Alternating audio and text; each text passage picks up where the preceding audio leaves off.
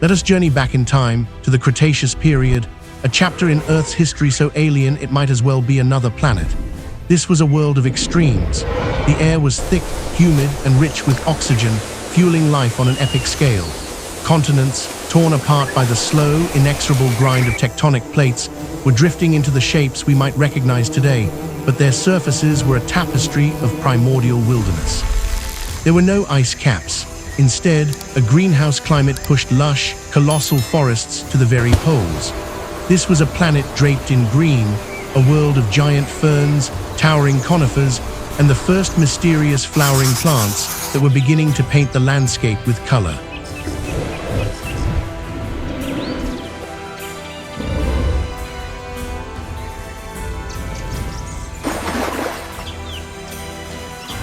Into this vibrant, sweltering world, a symphony of strange sounds echoed through the trees. The incessant hum of insects, some the size of modern-day birds, filled the air. But rising above it all were the sounds of the planet's undisputed rulers, the dinosaurs. It was an era of giants, a time when colossal, long-necked sauropods stripped entire forests of their leaves, their footsteps shaking the very ground.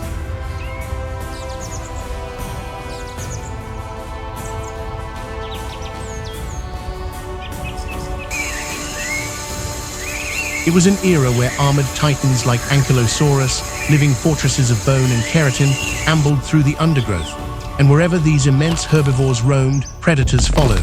This was their kingdom, a rich, vibrant, and savage paradise where life and death were locked in a constant, brutal dance. And it was in this world that a new kind of killer was about to emerge, a dynasty of hunters that would redefine the art of the kill. They were the raptors.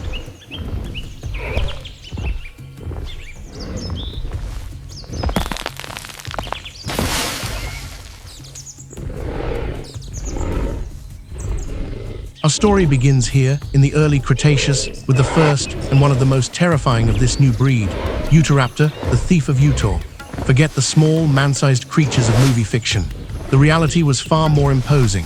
Standing over 6 feet tall and stretching nearly 20 feet from snout to tail, Utahraptor was a heavyweight predator, a perfect fusion of power and agility. Its body was a testament to evolutionary engineering. Powerful leg muscles, coiled like immense springs, promised explosive bursts of speed, allowing it to close the distance on its prey with terrifying velocity. Its arms, far from being small and useless, were long and strong, tipped with 3 wickedly curved claws designed to grip and tear.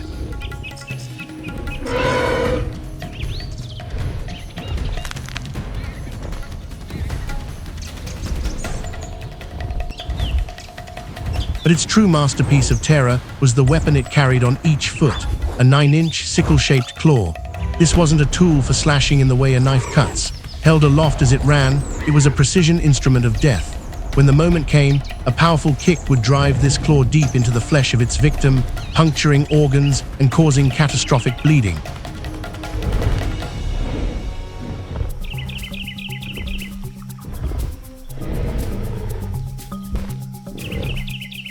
But what truly set Utahraptor apart was its mind. For its time, this was an intelligent animal. It possessed a cunning that allowed it to be more than just a brute force hunter. It was a strategist, capable of sizing up its prey, identifying a weakness, and launching its attack with calculated precision.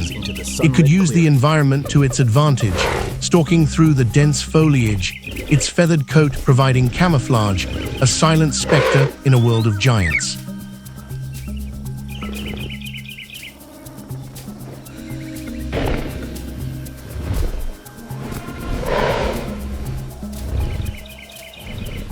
Imagine the scene. A lone Utahraptor, driven by a hunger that has gnawed at its belly for days, is on the hunt. Its target is no easy meal. It has selected a Sauropelta, an armored herbivore built like a living tank. This creature is a fortress on 4 legs, its back protected by a thick shield of fused bony plates and lined with menacing spikes. It is significantly heavier and stronger than the raptor. A direct assault would be suicide, but the Utahraptor is a master of its craft. It doesn't see an impenetrable wall, it sees a puzzle.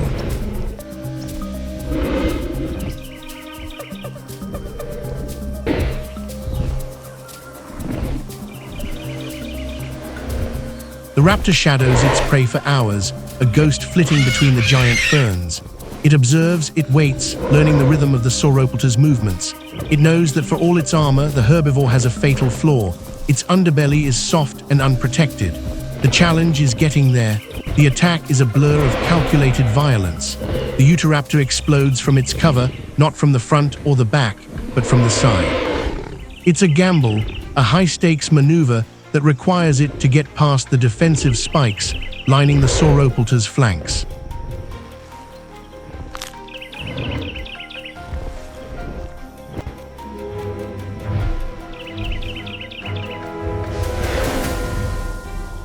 The armored giant bellows in surprise and swings its immense body, but the raptor is too fast.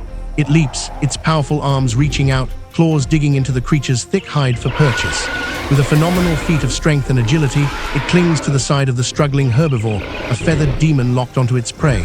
Now the deadly dance begins. The sauropoda thrashes, trying to dislodge its attacker, trying to crush it against a tree.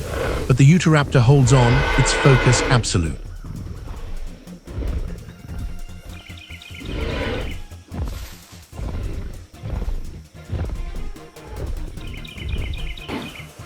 It brings its devastating foot claw into play, a powerful kick, then another and another. The 9-inch sickle claw plunges deep into the soft flesh of the underbelly. The scent of blood fills the air. The battle is long and draining, a brutal testament to the tenacity of both predator and prey. But finally, weakened by blood loss and shock, the mighty sauropoda stumbles and collapses. The massive Utahraptor moves with silent precision, its eyes fixed on unsuspecting prey.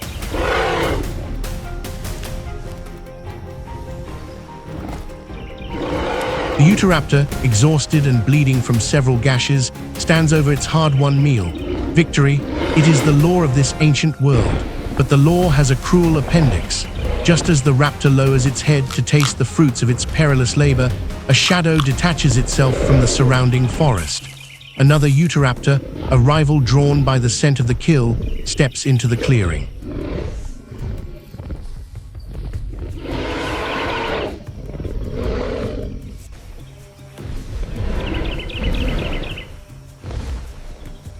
There is no negotiation. There is no sharing. In a world where every meal could be your last, a prize of this magnitude is worth fighting to the death for.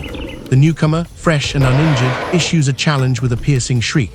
The first raptor, drained from its epic hunt, responds with a guttural roar of defiance. The battle that follows is a whirlwind of fury. Claws flash, teeth snap, and feathers fly. They are evenly matched in size and weaponry, but not in stamina.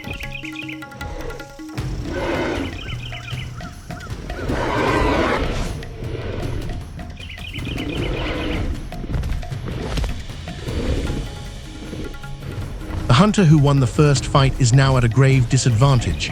Every muscle screams in protest, its wounds burn and its energy is spent.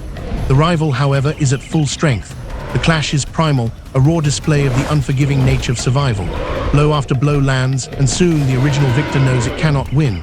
With a final, agonized screech, it relinquishes its prize.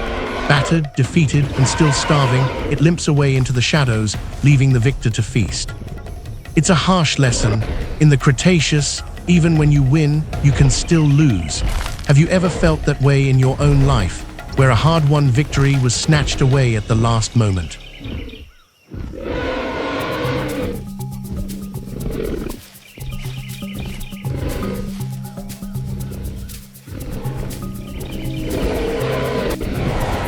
Let us now leap forward in time, over 70 million years into the future.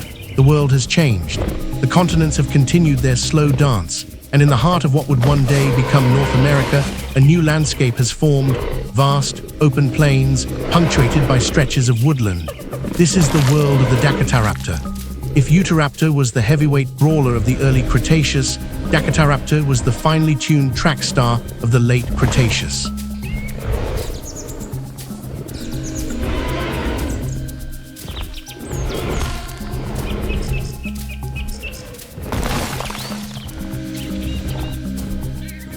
It was a giant of its kind, rivaling Utahraptor in size, but it was built for a different purpose. Its legs were extraordinarily long and slender, the anatomy of a sprinter. This was an animal born to run, a creature designed to chase down prey across the open grasslands. Its body was lightweight for its size, an elegant frame of hollow bones covered in a thick coat of feathers. These feathers were not just for show. On its arms, they formed wing-like structures, not for flight, but for balance and control. When chasing prey at high speed, the Dakotaraptor could use these wings to make hairpin turns, to adjust its trajectory midair, a living rudder that gave it an unparalleled edge in maneuverability.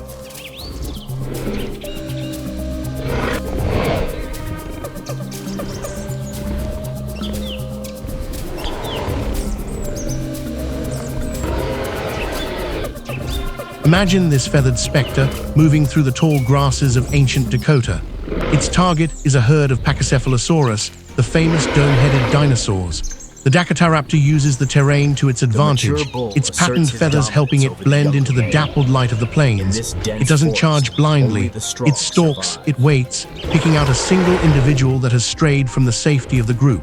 Its approach is silent, a whisper on the wind.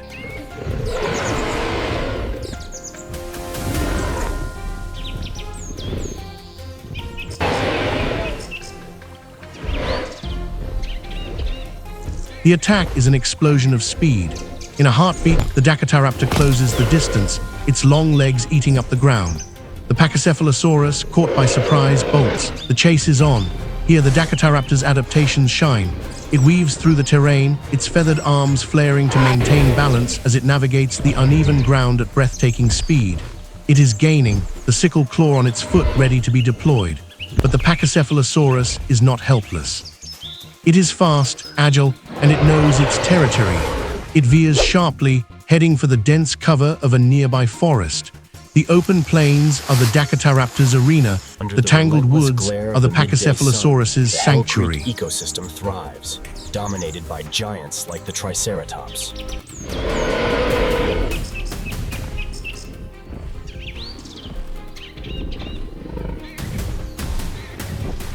The raptor is forced to slow as it enters the thicket, its large size now a disadvantage among the closely packed trees.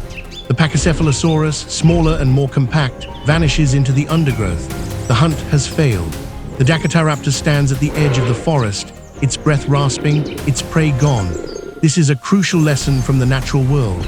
Even the most perfectly adapted predator is not guaranteed success. Failure is a constant companion on the hunt.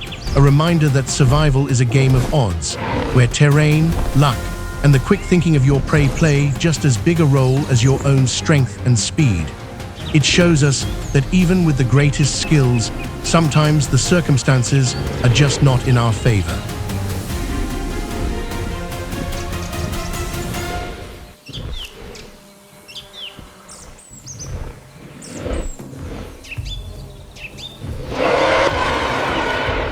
Now our journey takes us across the ancient globe to the lush riverlands of Asia.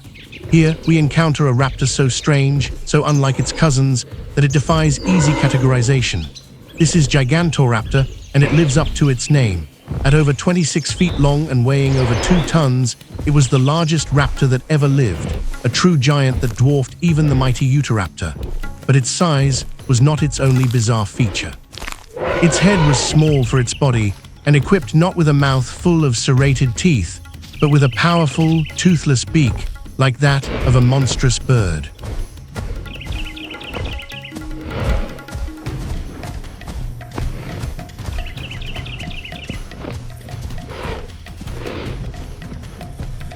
What did this giant eat? Its beak suggests a varied diet. It was likely an omnivore, using its immense size to dominate its environment, feeding on anything it could find: plants, eggs, small animals, and perhaps even scavenging from the kills of other predators. Its long, powerful legs meant it was surprisingly fast for its size, capable of covering vast distances as it foraged along the ancient riverbanks. It was a key player in its ecosystem, a peculiar giant whose very existence shows the incredible diversity and adaptability of the raptor family.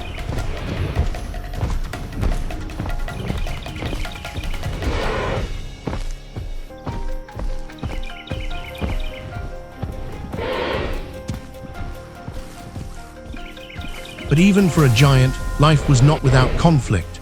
Territory was everything.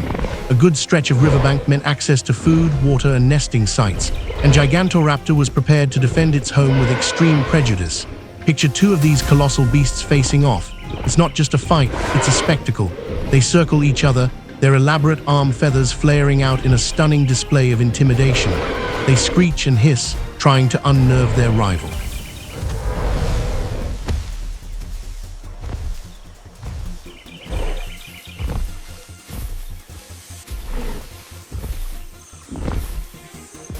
When displays fail, the conflict turns physical.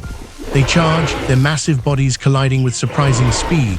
They use their beaks to bite and rip, their powerful arms to slash with their large claws. But their most formidable weapons are their legs.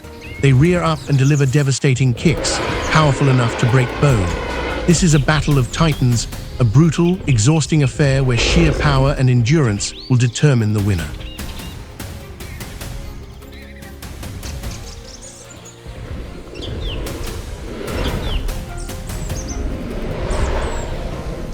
After a grueling struggle, one of them, battered and bruised, finally concedes.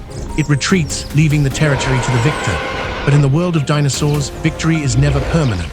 The loser will heal and may return to challenge again. The winner must remain ever vigilant, for there is always another rival waiting in the wings.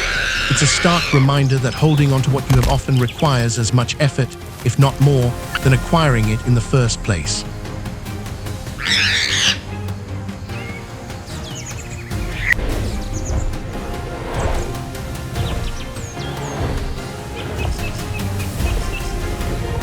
While giants roamed the plains and riverlands, the dense forests of ancient Europe were home to smaller, more secretive members of the raptor family. In the subtropical wetlands of what is now Hungary lived the Utahraptor. This was a small, nimble hunter, perhaps only the size of a modern-day turkey. Its name, meaning air thief, refers to its bones, which were hollow and filled with air sacs, just like those of modern birds. This adaptation made it incredibly lightweight and agile, a perfect design for life in a cluttered forest environment.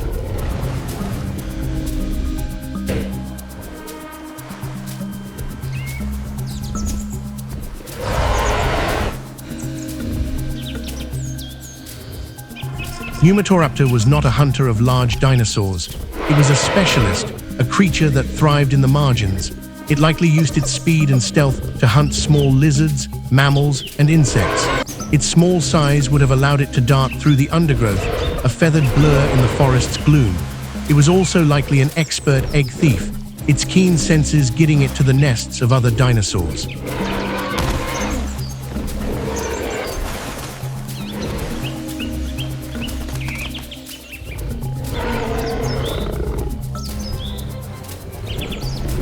Though we know little about this elusive creature, its existence paints a picture of a rich and complex ecosystem where even small predators could carve out a successful niche. It proves that in the game of survival, size isn't everything.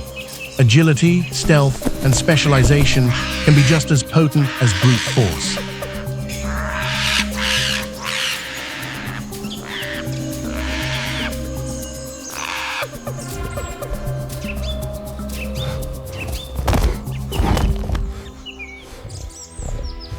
Meanwhile, in the rugged, mountainous terrain of ancient France, another small raptor was making its home. This was Utahraptor, the fire thief. Clad in a thick coat of feathers to insulate it in its cooler, upland environment, Utahraptor was a master of agility. Its body was built for navigating treacherous landscapes, for leaping between rocks and dashing through uneven terrain.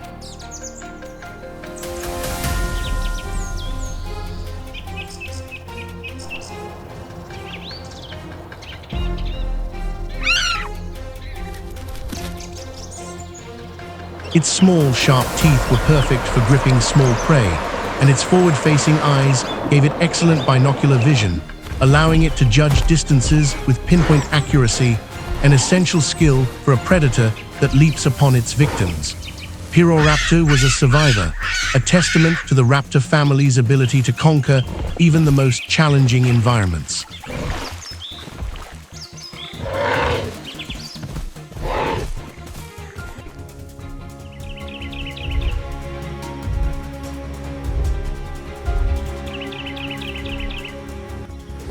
Now we turn to the most famous raptor of all, a name that has become a symbol of prehistoric terror thanks to popular culture, Velociraptor. But the real animal was quite different from its cinematic counterpart, and in many ways, far more fascinating.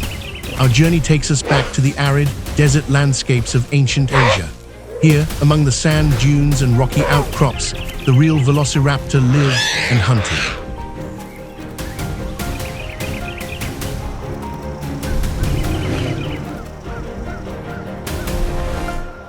First, let's correct the scale. Velociraptor was not a 6-foot-tall monster. It was a small, sleek predator about the size of a large turkey. Second, it was completely covered in feathers, with well-developed wing-like structures on its arms. Its tail was not flexible and whip-like, but was held rigid by a network of bony rods, acting as a dynamic stabilizer for balance during high-speed pursuits. And on its foot was the iconic weapon, a 3.5-inch, sickle-shaped killing claw.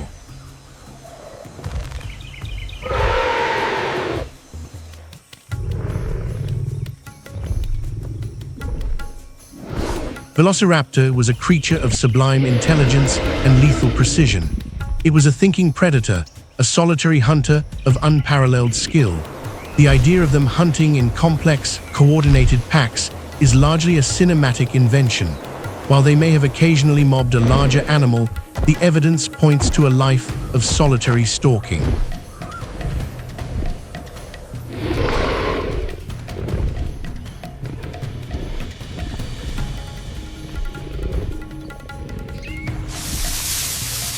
Let's witness this master at work. A lone velociraptor has spotted its prey, an oviraptor, another small, beaked dinosaur, perhaps raiding a nest for eggs. The velociraptor does not charge. It uses the rocky terrain for cover, its sandy-colored feathers providing perfect camouflage. It moves with a silent, patient grace, its intelligent eyes tracking every move its target makes. It gets impossibly close, a shadow in the blazing sun.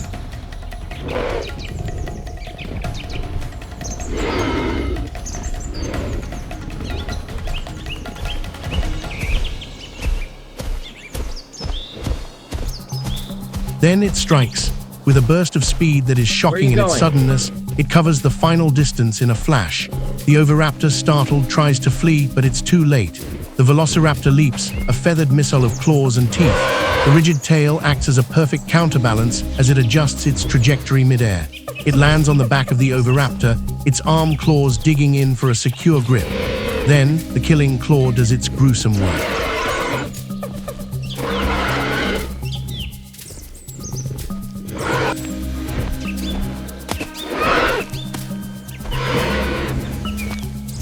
It's not a slash, but a precise stabbing motion, driving the claw deep into the victim's throat or vital organs. The struggle is brief and violent. The Velociraptor, the true icon of the Dromaeosaur family, has made its kill. This was not the mindless monster of the movies, but a sophisticated, highly evolved predator, a perfect killing machine forged in the crucible of the Cretaceous desert.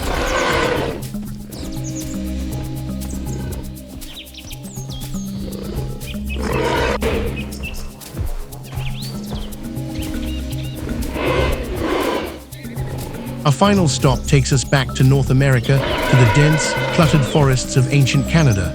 This was the domain of the Utahraptor, the savage thief. Though relatively small, Utahraptor was a powerhouse. It was more robustly built than its cousin Velociraptor, with a shorter, boxier snout and a powerful bite. Its teeth were uniquely curved, designed for gripping and holding onto struggling prey. This was not a creature of the open plains. It was a brawler, an animal perfectly adapted for close-quarters combat in the tangled undergrowth.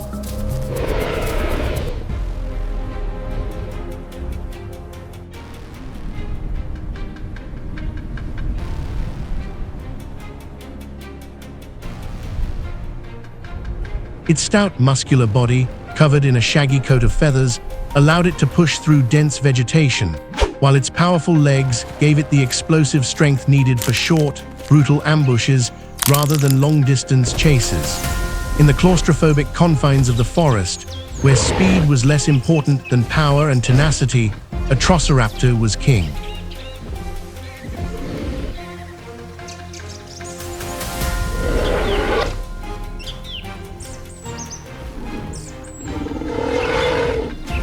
Imagine two of these savage hunters confronting each other over territorial boundary.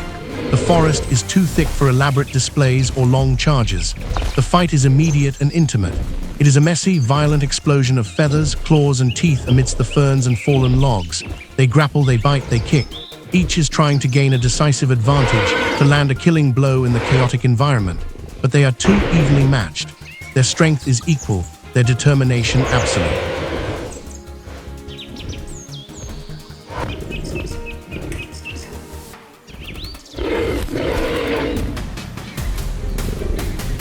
The battle rages, a whirlwind of ferocity, until both combatants are bleeding and utterly exhausted. Neither can gain the upper hand. There is no clear victor, no decisive end. With their energy spent, they disengage, melting back into the shadows of the forest. They retreat, not in defeat, but in a stalemate.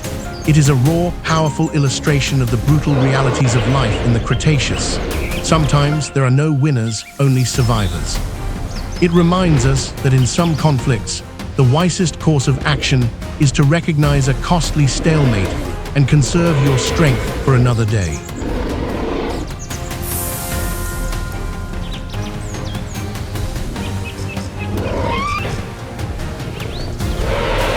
From the giant Utahraptor to the tiny Utahraptor, from the plains-running Dakotaraptor to the forest-brawling Utahraptor, the raptor dynasty conquered nearly every environment on the planet.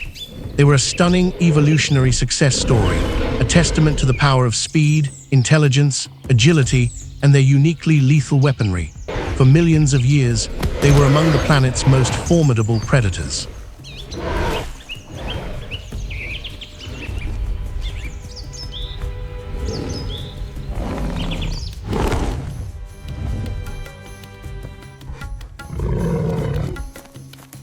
But their reign, like the reign of all dinosaurs, came to a cataclysmic end. An asteroid, a 6-mile-wide rock from space, struck the Earth and changed the world forever. The age of dinosaurs was over, but the story of the raptors does not end there. A small branch of their family tree, small feathered dinosaurs that had already taken to the skis, survived the apocalypse. We know them today as birds.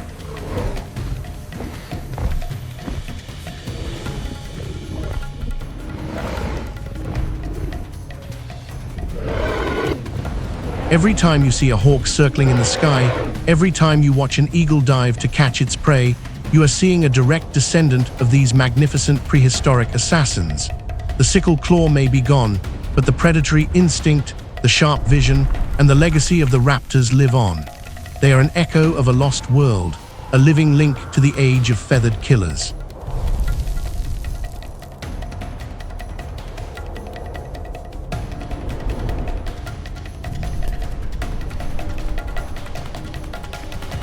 The story of the raptors is more than just a tale of ancient monsters.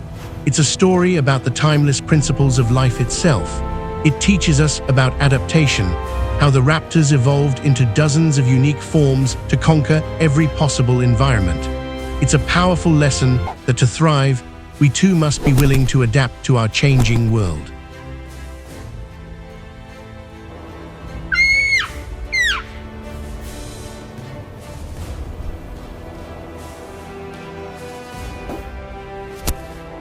Their lives show us the brutal reality of competition. Whether it was two Utahraptors fighting over a kill or two Velociraptors battling to a draw over territory, their world was one of constant struggle. It reminds us that anything worth having in life often requires a fight, and that we must be prepared to stand our ground.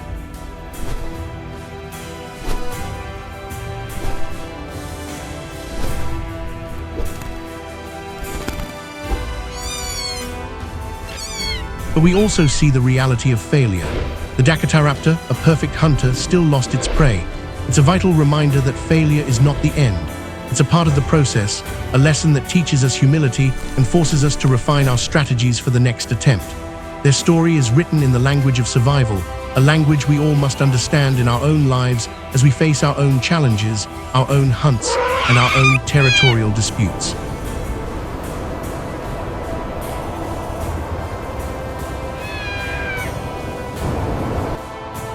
What do you think was the most important trait for a raptor's survival? Was it speed, strength, or intelligence? Let me know your thoughts in the comments below.